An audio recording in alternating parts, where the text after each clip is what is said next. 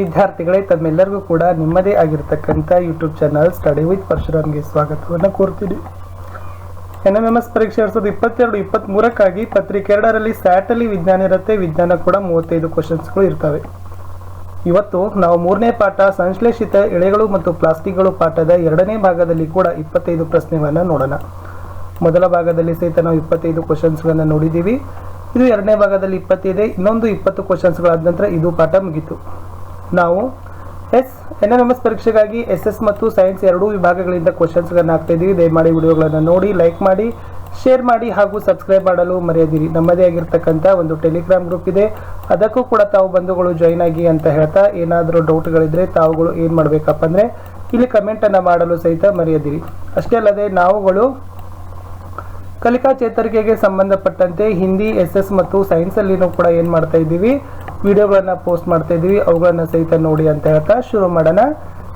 ಇಂದು 3ನೇ ಪಾಠ ಸಂಶ್ಲೇಷಿತ ಎಳೆಗಳು ಮತ್ತು ಪ್ಲಾಸ್ಟಿಕ್ ಪಾಠದ 2ನೇ ಭಾಗದಲ್ಲಿ 25 ಅತಿ ಮುಖ್ಯ ಪ್ರಶ್ನೋತ್ತರಗಳನ್ನು.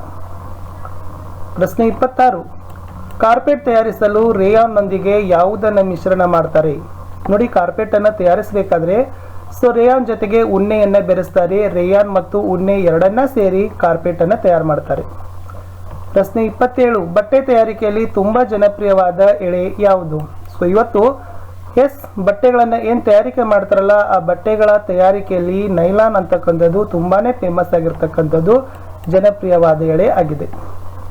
ಕಾಲು ಚೀಲಗಳು, ಹಗ್ಗಗಳು, ಟೆಂಟ್ಗಳು, ಹಲ್ಲುಜ್ಜುವ ಬ್ರಷ್ಗಳಲ್ಲಿ ಯಾವುದನ್ನು ಬಳಸ್ತಾರೆ ಅಂತ ಕೇಳಿದ್ದಾರೆ. ಸಾಮಾನ್ಯವಾಗಿ ಶೂ ಜೊತೆಗೆ ಹಾಕ್ತಕ್ಕಂಥ ಸಾಕ್ಸ್ ಆಗಿರ್ಬೋದು, ರೋಪ್ಗಳಾಗಿರ್ಬೋದು, ಹಗ್ಗಗಳಾಗಿರ್ಬೋದು, ಟೆಂಟ್ಗಳಾಗಿರ್ಬೋದು, ಟೂತ್ ಬ್ರಷ್ಗಳಾಗಿರ್ಬೋದು, ಇಲ್ಲಿ ಕೂಡ ಏನು ಮಾಡ್ತಾರೆ ವಿದ್ಯಾರ್ಥಿಗಳು ನೈಲಾನ್ಗಳನ್ನು ಬಳಸ್ತಾರೆ. 29, ಪ್ಯಾರಾಚೂಟ್ ಮತ್ತು ಬಂಡೆಗಳನ್ನು ಹತ್ತಲು ಸಹಾಯಕವಾಗ್ತಕ್ಕಂಥ ಹಗ್ಗಗಳನ್ನು ಯಾವುದರಿಂದ ತಯಾರಿಸ್ತಾರೆ? ಪರ್ವತ ಶಿಖರಗಳಾಗ್ತಕ್ಕಂಥ ಪ್ಯಾರಾಚೂಟ್ಗಳನ್ನು ಏರ್ಲಿಕ್ಕೆ ಸಹಾಯಕವಾಗ್ತವೆ. ಆ ಪ್ಯಾರಾಚೂಟ್ ಆಗಿರ್ಬೋದು ಮತ್ತೆ ಅದಕ್ಕೆ ಆಗಿರ್ತಕ್ಕಂಥ ಹಗ್ಗಗಳು ಇರ್ತವೆ. ಆ ಎಲ್ಲ ಹಗ್ಗಗಳು ಯಾವುದರಿಂದ ಮಾಡಿರ್ತಾರಪ್ಪ ಅಂದರೆ ನೈಲಾನ್ದಿಂದನೇ ಮಾಡಿರ್ತಾರೆ. ಪ್ರಶ್ನೆ 30, ಪ್ಯಾರಾಚೂಟ್ ಮತ್ತು ಬಂಡೆಗಳನ್ನು ಹತ್ತಲು ಸಹಾಯಕವಾಗ್ತಕ್ಕಂಥ ಹಗ್ಗಗಳನ್ನು ನೈಲಾನ್ನಿಂದಲೇ ಏಕೆ ತಯಾರಿಸ್ತಾರೆ? ಇಲ್ಲೊಂದು ಕ್ವಶನ್ ಕೇಳ್ತಾರೆ ಅವ್ರು, ಏನಪ್ಪ ಅಂದರೆ ಪ್ಯಾರಾಚೂಟ್ ಮತ್ತು ಬಂಡೆಗಳನ್ನು ಹತ್ತಬೇಕಾದ್ರೆ ಹಗ್ಗಗಳನ್ನು ನೈಲಾನ್ನಿಂದ ತಯಾರಿಸ್ತಾರೆ. ಏಕೆ ನೈಲಾನ್ನಿಂದಲೇ ತಯಾರಿಸ್ತಾರೆ ಅಂದರೆ ನೈಲಾನ್ ಉಕ್ಕಿನ ತಂತಿಗಿಂತ ಹೆಚ್ಚು ಶಕ್ತಿಶಾಲಿಯನ್ನು ಹೊಂದಿದೆ. ಈ ಕ್ವಶನ್ ಇಂಪಾರ್ಟೆಂಟ್ ಇದೆ. ಲಾಸ್ಟ್ ಟೈಮು ಕೂಡ ಏನು ಮಾಡಿದ್ರಪ್ಪ ಅಂದರೆ ಕೇಳಿದ್ರು. ನೈಲಾನ್ ಉಕ್ಕಿನ ತಂತಿಗಿಂತ ಹೆಚ್ಚು ಶಕ್ತಿಶಾಲಿ ಆಗಿರೋದ್ರಿಂದ ಪ್ಯಾರಾಚೂಟ್ ಮತ್ತು ಬಂಡೆಗಳನ್ನು ಹತ್ತಲಿಕ್ಕೆ ಬಳಸ್ತಕ್ಕಂಥ ಹಗ್ಗಗಳ ತಯಾರಿಕೆಯಲ್ಲಿ ಬಳಸ್ತಾರೆ.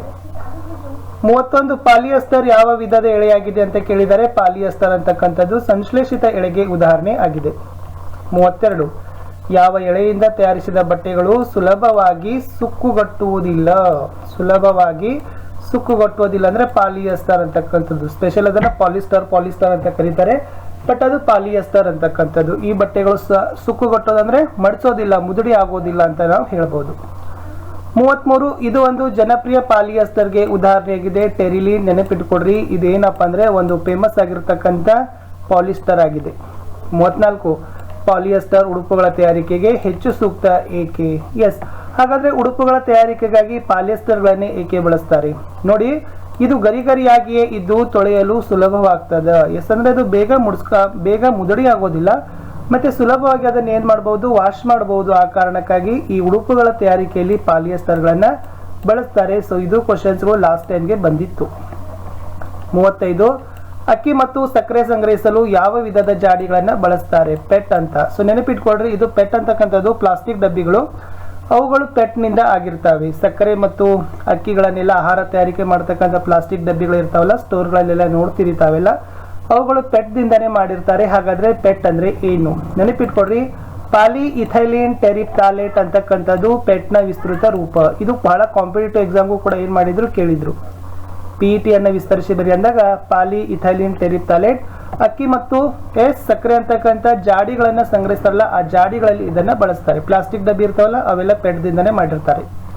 37, ಸ್ವೆಟರ್, ಶಾಲು ಮತ್ತು ರಗ್ಗುಗಳ ತಯಾರಿಕೆಯಲ್ಲಿ ಬಳಸ್ತಕ್ಕಂಥ ಕೃತಕ ಉಣ್ಣೆ ಯಾವುದು? ಅಕ್ರಿಲಿಕ್. ನೋಡಿ, ಚಳಿಗಾಲದಲ್ಲಿ ಧರಿಸ್ತಕ್ಕಂಥ ಸ್ವೆಟರ್ಗಳಾಗಿರ್ಬೋದು, ಶಾಲ್ಗಳಾಗಿರ್ಬೋದು ಮತ್ತು ರಗ್ಗುಗಳನ್ನ ಸಾಮಾನ್ಯವಾಗಿ ಅಕ್ರಿಲಿಕ್ ಅಂತಕ್ಕಂಥ ಕೃತಕ ಉಣ್ಣೆದಿಂದ ತಯಾರಿಸ್ತಾರೆ. ಯಾವ ಎಳೆ ನೈಸರ್ಗಿಕ ಉಣ್ಣೆ ಎಳೆಗಿಂತ ಹೆಚ್ಚು ಜನಪ್ರಿಯವಾಗಿದೆ?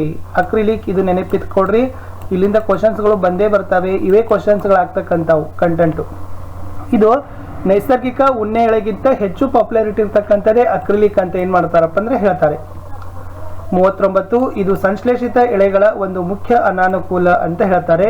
ಬೆಂಕಿ ಹತ್ತಿಕೊಂಡರೆ ಅನಾಹುತವಾಗ್ತವೆ. ಅಂದ್ರೆ ಏನಪ್ಪಾ ಅಂತಂದ್ರೆ ಸುಲಭವಾಗಿ ಬೆಂಕಿಗೆ ಅವು ಏನಾಗ್ತಾವಪ್ಪ ಅಂದ್ರೆ ಆಹುತಿ ಆಗ್ತವೆ. ಬೇಗನೆ ಬೆಂಕಿ ಹತ್ತಿಕೊಂಡು ಉರೋದ್ರಿಂದ ಇದು ಸಂಶ್ಲೇಷಿತ ಎಳೆಗಳ ಒಂದು ಅನಾನುಕೂಲ ಅಂತಾನೆ ನಾವೇನ್ ಮಾಡ್ತೀವಿ ಹೇಳ್ತೀವಿ. 40 ಅಡುಗೆ ಮನೆ ಅಥವಾ ಪ್ರಯೋಗಾಲಯಗಳಲ್ಲಿ ಯಾವ ವಿಧದ ಬಟ್ಟೆಗಳನ್ನ ಧರಿಸ್ತಾರೆ? ಅಲ್ಲಿ ಸಂಶ್ಲೇಷಿತ ಬಟ್ಟೆಗಳನ್ನ ಏನ್ ಮಾಡ್ತಾರಪ್ಪ ಅಂದ್ರೆ ಧರಿಸ್ತಾರೆ.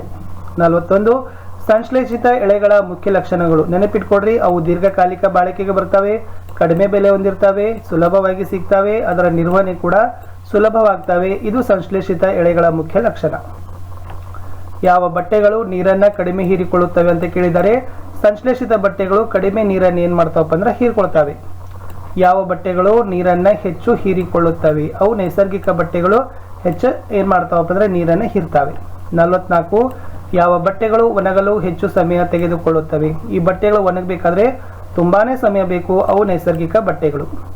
ಯಾವ ಬಟ್ಟೆಗಳು ಒಣಗಲು ಕಡಿಮೆ ಸಮಯ ತೆಗೆದುಕೊಳ್ತವೆ? ಸಂಶ್ಲೇಷಿತ ಬಟ್ಟೆಗಳು ಏನಾಗ್ತಾವಪ್ಪ ಅಂದ್ರೆ ಕಡಿಮೆ ಸಮಯದಲ್ಲಿನೇ ಒಣಗ್ತವೆ, ಏಕೆಂದ್ರೆ ನೀರು ಕಡಿಮೆ ಹೀರ್ಕೊಳ್ತವೆ. ಸೊ ಹೀಗಾಗಿ ಸುಲಭವಾಗಿನೇ ಬೇಗನೆ ಒಣಗ್ತವೆ.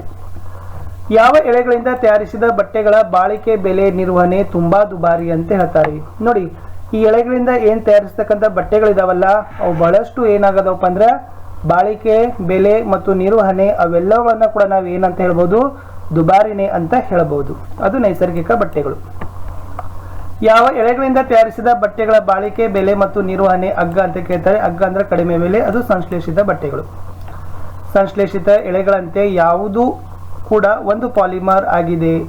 ಓಕೆ, ಸಂಶ್ಲೇಷಿತ ಎಳೆಗಳಂತೆ ಪ್ಲಾಸ್ಟಿಕ್ ಕೂಡ ಒಂದು ಪಾಲಿಮರ್ ಆಗಿದೆ. ಯಾವುದು ಕೂಡ ಒಂದು ಪಾಲಿಮರ್ ಅಂದ್ರೆ ಪ್ಲಾಸ್ಟಿಕ್ ಕೂಡ ಒಂದು, ಅದು ಸಂಶ್ಲೇಷಿತ ಎಳೆಗಳಂತೆ ಇರತಕ್ಕಂಥ ಒಂದು ಪಾಲಿಮರ್.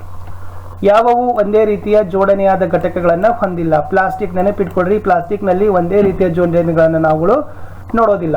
ವಿಡಿಯೋದ ಕಡೆಯ ಪ್ರಶ್ನೆಗೆ ಹೋಗೋಕ್ಕಿಂತ ಮುಂಚೆ ದಯಮಾಡಿ ವಿಡಿಯೋನ ಲೈಕ್ ಮಾಡಿ, ನೀವು ಬಳಸ್ತಕ್ಕಂಥ ಸೋಷಿಯಲ್ ಮೀಡಿಯಾ ಪ್ಲಾಟ್ಫಾರ್ಮ್ ಅಲ್ಲಿ ಇದನ್ನ ಹೆಚ್ಚು ಶೇರ್ ಮಾಡಿ ಅಂತ ಹೇಳ್ತಾ, ಫಸ್ಟ್ ಟೈಮ್ ನೋಡ್ತಾ ಇದ್ರೆ ಸಬ್ಸ್ಕ್ರೈಬ್ ಅನ್ನು ಅವಶ್ಯವಾಗಿ ಮಾಡಬೇಕು, ಬೆಲ್ ಐಕಾನ್ ಅನ್ನು ಒತ್ತಬೇಕು.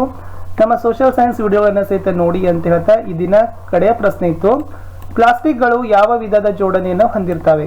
ನೆನಪಿಟ್ಕೊಡ್ರಿ, ನೇರ ಜೋಡಣೆ ಮತ್ತು ಅಡ್ಡ ಜೋಡಣೆ ಎರಡನ್ನೂ ಸಹಿತ ಪ್ಲಾಸ್ಟಿಕ್ಗಳು ಹೊಂದಿರ್ತವೆ ಅಂತಕ್ಕಂಥದ್ದು ಇತ್ತು. ಇಷ್ಟು ಈ ದಿನ ಈ ವಿಡಿಯೋದಲ್ಲಿ ಹಾಕಿರ್ತಕ್ಕಂಥ ಎರಡನೇ ಪಾರ್ಟ್ ಅಲ್ಲಿ 25 ಕ್ವಶನ್ಸ್ ಇತ್ತು. ಥರ್ಡ್ ಪಾರ್ಟ್ ಅಲ್ಲಿ 20 ಕ್ವಶನ್ಸ್